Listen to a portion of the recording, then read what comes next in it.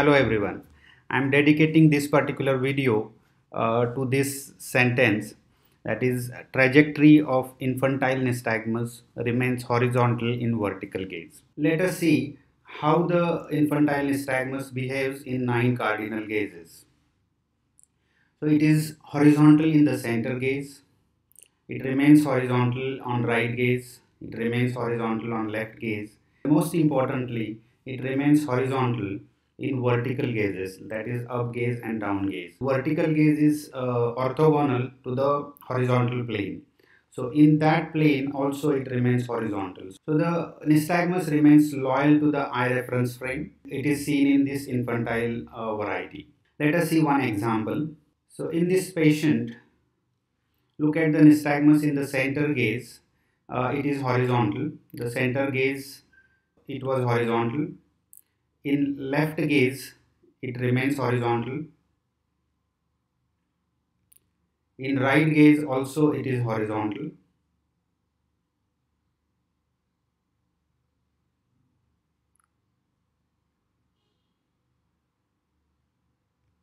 In up gaze, it remains horizontal.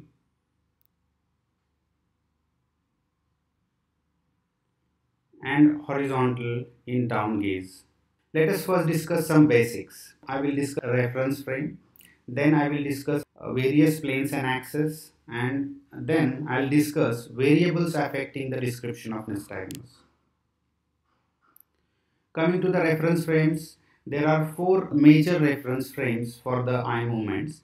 First is eye reference frame, second is head reference, third is canal or labyrinthine reference frame, fourth is earth reference. I'm going to restrict myself to the eye reference frame and head reference frame.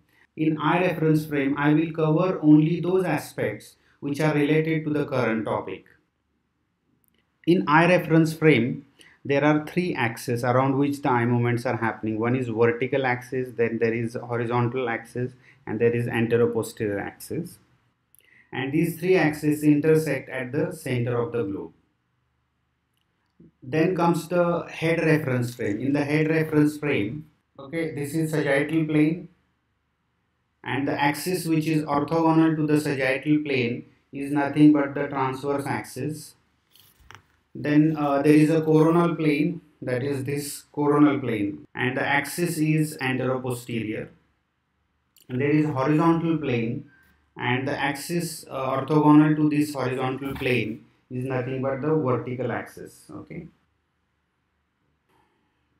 Now coming to the canal reference frame, there are 2 planes. One is left anterior and right posterior plane, that is LARP plane, and right anterior and left posterior RALP plane. Now there are 3 types of head rotation.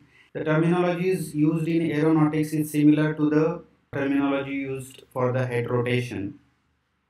So in aeronautics also there are 3 planes. One is yaw rotation, then there is pitch rotation, and then there is a roll rotation. So these are the 3 types of head rotations.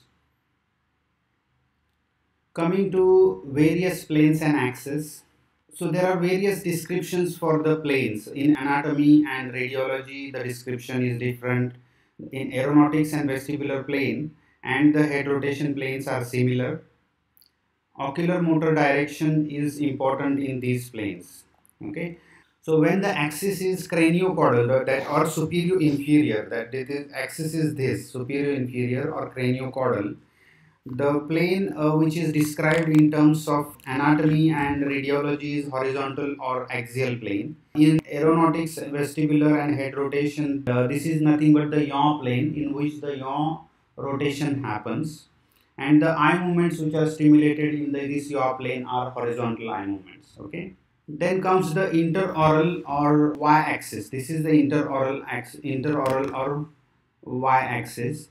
In anatomy and radiology, this plane movement is called as sagittal plane, and in aeronautics and vestibular, it is called as pitch plane. And the rotation which happens in this plane is pitch rotation, and the eye movements which happen in during this pitch movement is nothing but up and down movement. Then comes the naso-occipital or anteroposterior axis. This is naso-occipital or anteroposterior axis or x-axis. As far as the anatomy and radiology plane is concerned, this is nothing but the coronal or frontal plane. In aeronautics and vestibular medicine, it is called as roll plane. Okay, and the rotation which happens is roll movement, and the eye movement which it stimulates is the torsional eye movement. Now coming to variables affecting the description of nystagmus. First is vantage point of observer. So from where the observer is looking at nystagmus is very important. If the observer is looking from front, whether the observer is looking from above, whether the observer is looking from behind, the description of nystagmus differs according to the vantage point of observer. So the vantage point remains same in case of VNG goggle. If a patient is wearing VNG goggles, the cameras in the VNG goggle are fixed with the head reference frame. So the vantage point remains same. That is the advantage of using VNG goggles. The second variable is line of sight of the patient. Where is the patient looking? If the patient is looking straight ahead or patient is looking to right side, left side, up, down, that is going to affect the quality of nystagmus depending on what is the mechanism behind the nystagmus. Let us discuss what is meant by straight ahead gaze position. In straight ahead gaze position, the axis of the head, if the head is fixed, the axis of the head is anteroposterior and the axis of the eyeball is also anteroposterior, and both are parallel to each other. The both axes, that is head axis and the eyeball axis, are parallel to each other. So the description of nystagmus remains same with respect to the head reference and the eye reference in the center gaze. But when the patient looks to one side, the eyeball axis changes, but if the head is fixed, the head axis still remains in the same position. So the relationship between these two reference frames changes in the lateral gazes and up gaze and down gazes. So the description of nystagmus will differ with respect to the head reference frame and eye reference frame. When the patient looks to the right side, there is change in the anteroposterior axis of the eyeball, and this is the anteroposterior axis of the eyeball and this is the anteroposterior axis of the head. Let's discuss about these two coordinates with respect to the eyeball.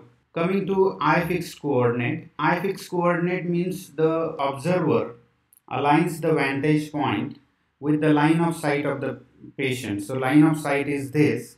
So the observer is looking from front. If the patient looks up, if the observer wants to look through eye fixed coordinate, the observer has to align himself or herself to the line of sight of the patient. Observer needs to change the position or the vantage point if he or she wants to align with the eye fixed coordinate.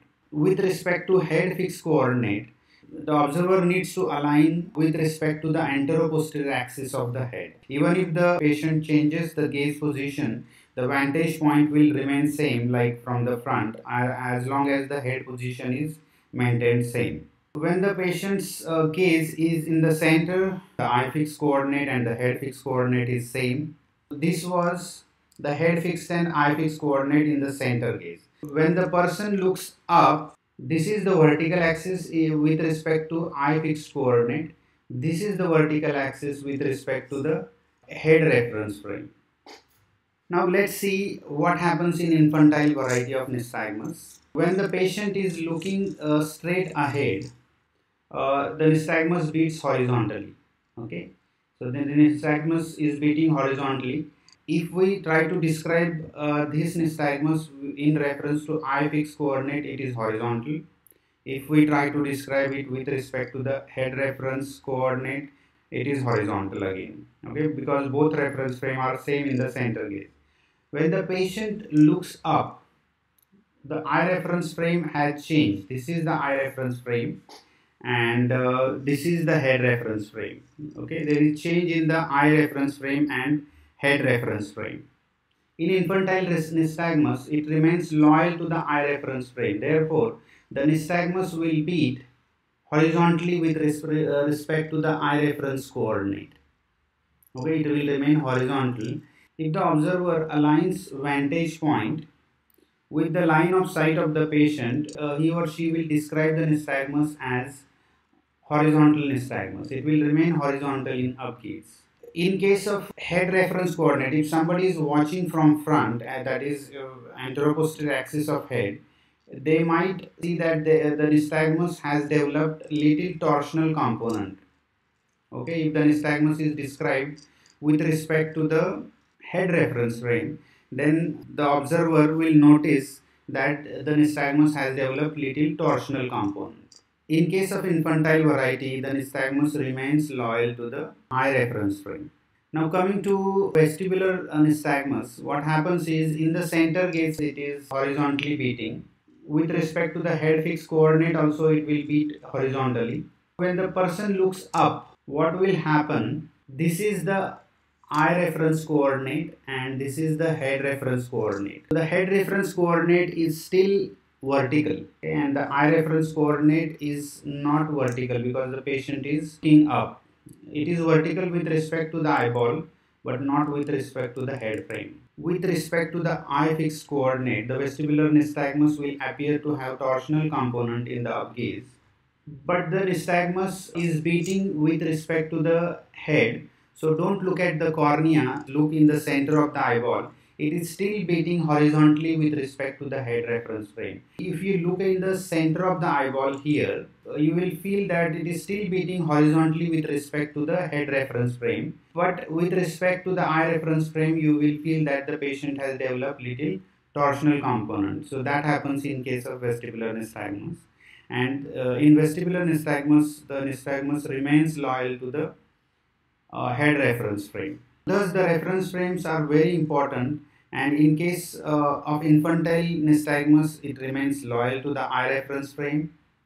In case of rotational VOR pathway lesions, it remains loyal to the head reference or canal reference frame. Both have fixed relationship. And the nystagmus of lateral canal BBPV is described usually with respect to the earth reference frame. All frames are equally valid. It's not that one frame is better than the other. All frames are equally valid. Selection of frame is very important. The reference frame which most efficiently describes nystagmus is linked to the mechanism of nystagmus. If the mechanism of nystagmus is related to the eye reference frame, that is, if there is a defect in visual pathways, then the mechanism will be linked to the eye reference frame. If the defect is in rotational VOR pathway, the nystagmus will follow the head reference or canal reference frame. And specifying the frame is very important. So apart from the trajectory and direction of the nystagmus, it is very important to mention the reference frame, whether it is following the eye fixed reference frame, it is following head fixed reference frame. Head fixed reference frame and labyrinthine or canal frame have a fixed relationship. So that's why the nystagmus in infantile variety remains horizontal in vertical gaze, and it is also seen in some other central varieties of nystagmus due to defects in the visual pathways. These are my references, and I will specially recommend all of you to see one of the video on understanding of nystagmus on this YouTube channel. It's excellent video describing various planes and axes of movement. And if you want to learn more about the nystagmus basics, stay tuned to these social media pages. Thank you.